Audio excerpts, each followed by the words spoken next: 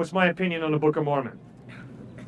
Well, I would encourage you, before you trust anybody to tell you the truth about God, to demand evidence of reliability. I don't think anybody should blindly trust anybody else to tell them the truth about God. It's obviously a pretty heavy issue. Who is God? What is God like? How is it possible to know God? How is it possible to have eternal life? Those are heavy questions.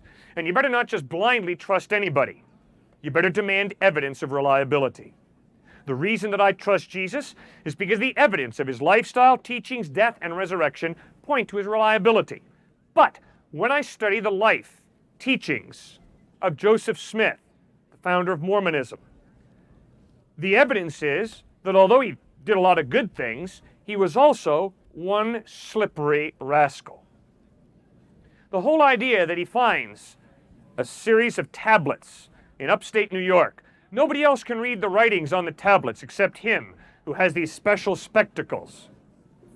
That's pretty suspect. But then when we move on, my problem becomes that he claims to be a follower of Jesus Christ, but then he blatantly contradicts Jesus on such issues as polygamy, on such issues as dark skin is a result of sin. And the reason certain people have dark skin is because they're part of a race that sinned, and dark skin is a curse from God. When you read the Gospels, you'll notice that Jesus didn't have a racist bone in his body. In Luke chapter 4, in his first sermon recorded, Jesus makes a direct frontal attack on racism, and he almost gets killed for it. So if I say that I'm a follower of Christ, if I tell you I've got a word from Christ, and then that word contradicts what Jesus said, you better get very suspicious very quickly about my credibility. Are they going to hell? Are Mormons going to hell? A human being who rejects Jesus Christ will go to hell. I am convinced that many Mormons do not understand Mormon theology. I think it's real clear that the Mormon Church does a very good job trying to convince people that they really are followers of Christ. And I think there are obviously a lot of Mormons who've not taken the time to study carefully the teachings of Joseph Smith. But if a human being rejects Christ and follows what Joseph Smith taught, yeah, they're going to hell, Jesus said. Got the hand back. Yes, sir. How are we supposed to believe in a God that we can't see? Good question. If anybody ever says to you, unless I can see it, I can't believe it, challenge them. Have you ever measured a pound of love? No. Have you ever seen a foot of justice?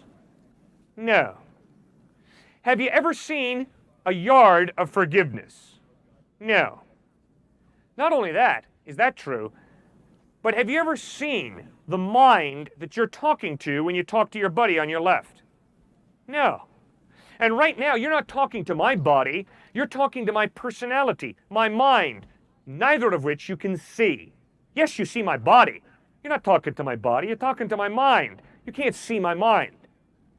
The whole idea, unless I can see it, I can't believe it, is rubbish. Are you convinced that the law of gravity is working in Calcutta, India, right now?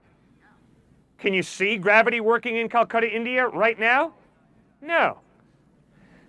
But you understand the uniformity of nature is reliable. Therefore, the same law of gravity that works in Tucson, Arizona, is also working in Calcutta, India. You can't see it, but the evidence points in that direction, so you believe it. So if anybody says to you, unless I can see it, I can't believe it, challenge them on that point. That's hogwash. That's ludicrous. All of us believe in many things that we cannot see. I'd like to invite you to Grace Community Church, located at 365 Lukeswood Road in New Canaan, Connecticut. Our services are at 9:30 a.m. and 5:30 p.m. on Sundays. Hope you can join us.